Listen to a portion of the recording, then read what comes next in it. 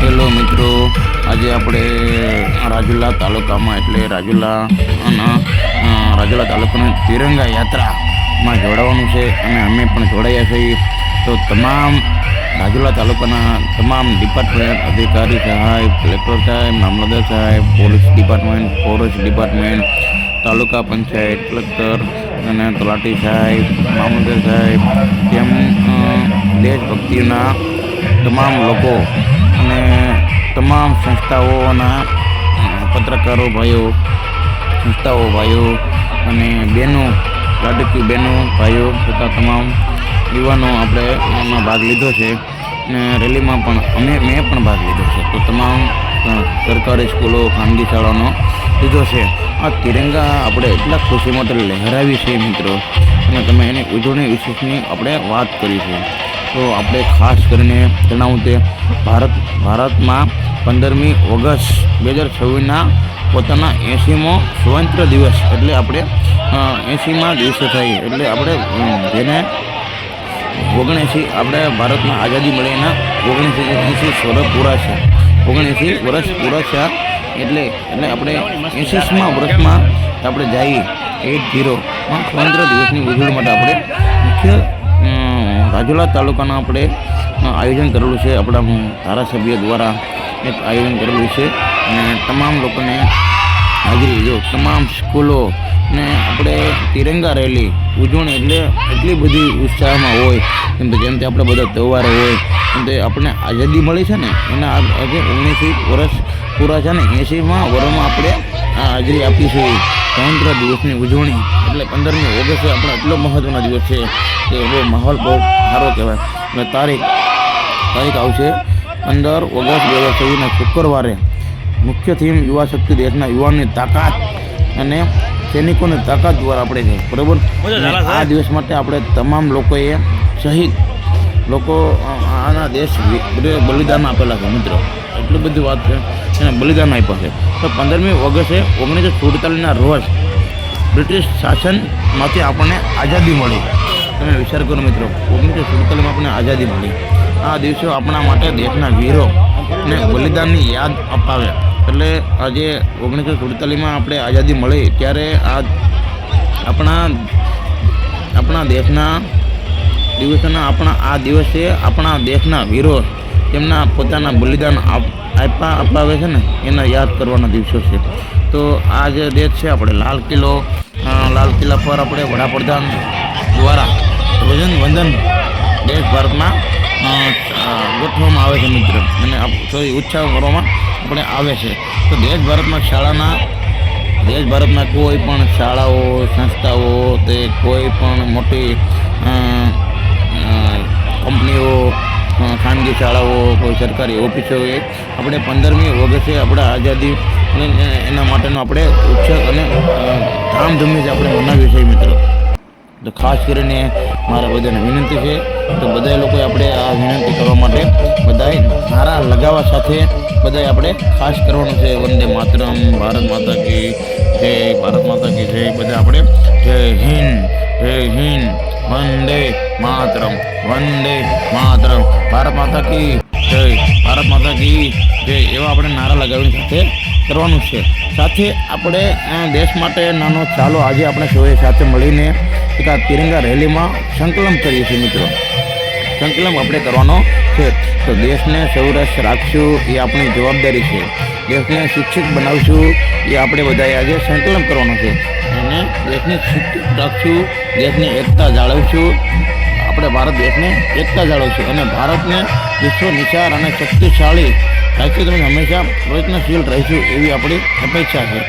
ખાસ કરીને મારે આ બધાને કહેવાનું છે મિત્રો, આ રેલીમાં જે ભાગ લીધો અને કુલ કિંમતી સમય આપીને કોઈ પણ કારણસર આપણે ખરેખર આ રેલીમાં આપણે ભાગ લેવો જોઈએ. એનું કારણ છે તમને કહું કે તિરંગા આ દેશ માટે આપણે વિચારવું છે ને, દેશ માટે લગતું હોય ને તો આ ખરેખર આ રેલીમાં આપણે ભાગ લેવો જ જોઈએ. મેં પણ લીધો અને તમામ અમારા ડિપાર્ટમેન્ટવાળાએ પણ બિચારા બધાએ ભાગ લીધો છે અને ખૂબથી દિલથી કરું છું. તો આપણે શું કે બધું આ યાદ રાખવા જેવું છે. દેશ પ્રેમ માત્ર સરહદ પર લટકતા સૈનિકો સુધી મર્યાદિત નથી. આપણે આપણું કામ એક ઈમાનદારીથી કરીએ છીએ. આપણી ફરજ નિષ્ઠાથી નિભાવવાની છે અને દેશના વિકાસમાં પોતાનું યોગદાન આપી એ આપણી સાચી દેશભક્તિ છે. તો મિત્રો, તમામ આપણે એ દેશ સૈનિકો લોકો આપણે જવાન તો બધું કરે જ છે, પણ સાથે આપણી ફરજ આવે એટલી આપણે દેશ માટે આપણી એટલી હકીકત આપણે આ કરવા જરૂરી છે. એટલે આપણે દેશ ખાલી કરી શકીએ તો આપણે બધે પહોંચી શકશું નહીં મિત્રો.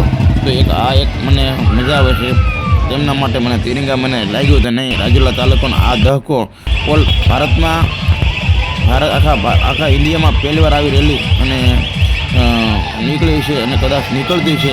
દેશ માટે આપણે રાજુલા તાલુકાનો ગર્વ છે તે બધાએ સપોર્ટ આપ્યો અને બધાએ ભાગ લીધો છે ને એના માટે બહુ સારી વાત કહેવાય.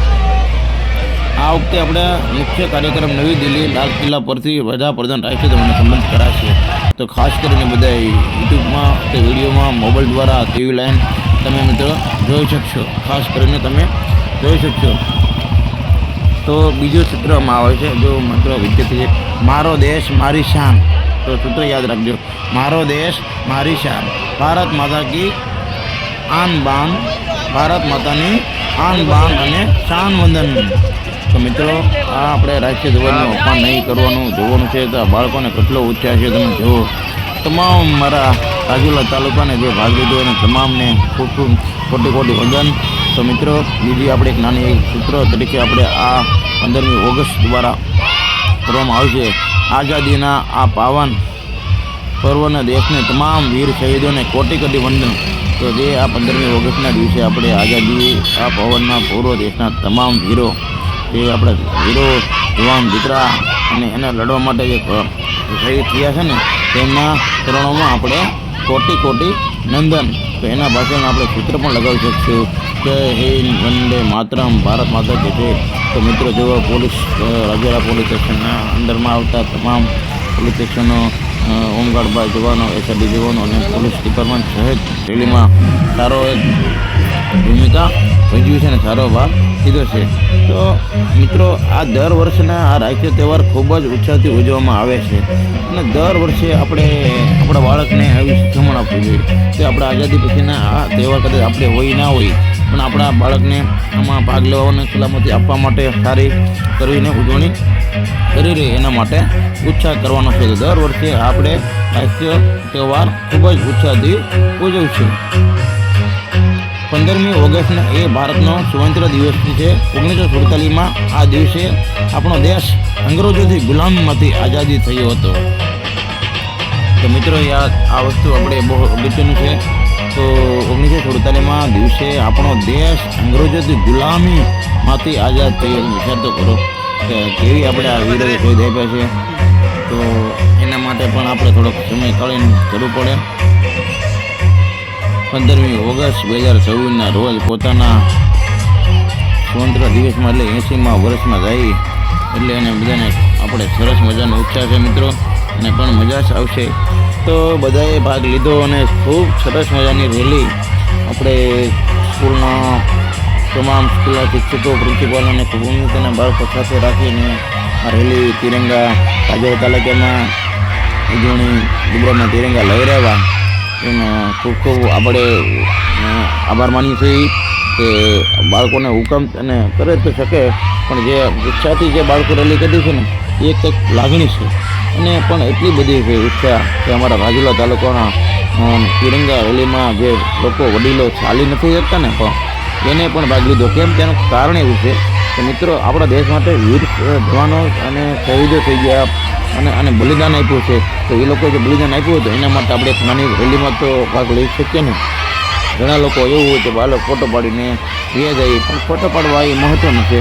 રેલીમાં બધાએ ભાગ લીધો એમને બધાનું ખૂબ આભારી છું અને આવી રેલીમાં પણ આવું બધું કરજો. અને તમામ આ જે લોકો રેલીમાં ભાગ લીધા અને જે લોકો મારા વિડીયો જોવે છે એને તમામને વિનંતી કે 15મી ઓગસ્ટના દિવસે આપણી પોતાના ગામમાં પ્રાથમિક શાળામાં એક આ 15મી ઓગસ્ટના કાર્યક્રમમાં આપણે રાષ્ટ્રીય ધ્વજના કાર્યક્રમમાં હાજરી રહેવાની છે. 80મા સ્વતંત્ર દિવસના દિવસે તમામ લોકોને આપણે ખાસ વિનંતી કે હાજરી આપે અને બધા હાજર રહે અને કોઈ નહીં તો કંઈને બાળકોને થોડોક ઉત્સાહ રહે તમારા વતી ઇનામ વિતરણ કરે એવું શાળામાં તમારી કેપેસિટી મુજબ થોડુંક કરજો એટલે બાળકો ઉત્સાહમાં રહે અને આવા નવા દેશની આપણે ઉજવણી કરતા રહીએ એવી આપણે અપેક્ષા છે. ભલે કદાચ હું રહું ના રહું પણ આપણે આ દેશને આઝાદી મળી અને ઘણા વર્ષ પહેલાં આઝાદી મળી એમના માટે ખુશીનો આ તહેવાર ઉજવતા રહે એવી બધાને વિનંતી કરતો રહું છું મિત્રો. તો ખાસ કરીને અમારા તમામ ડિપાર્ટમેન્ટ, કલેક્ટર સાહેબ, મામલતદાર સાહેબ, પોલીસ ડિપાર્ટમેન્ટ, ફોરેસ્ટ ડિપાર્ટમેન્ટ, તાલુકા પંચાયત ઓફિસરો, તમામ ગામના સરપંચો, રાજુલા તાલુકાના સરપંચો શ્રી, રાજુલા તાલુકા જાફરાબાદ ખાંભા તાલુકાના સરપંચો શ્રી અને ભારતીય જનતા પાર્ટીના આગેવાનો, તમામ કોંગ્રેસના આગેવાનો, બધા ટીમના આગેવાનો હાજરી આપી અને આ તહેવારને ભેદભાવ વિના રાખીને એને તિરંગા રેલીમાં બધા હાજરી આપી એવો બધાનો ખૂબ ખૂબ વિચાર છે. અને હીરાભાઈ સોલંકી દ્વારા સરસ મજાનું આયોજન કરેલું છે મિત્રો. અને બધા રેલીમાં સારી રીતે ભાગ લીધો એવી વાત છે. તો આપણે છેલ્લે આ નારા લગાવીને આપણે થોડો કાર્યક્રમને આગળ વધારીએ. વંદે માતરમ, વંદે માતરમ, ભારત માતા કી જય, ભારત માતા કી જય, ભારત માતા કી જય, જય હિન્દ, વંદે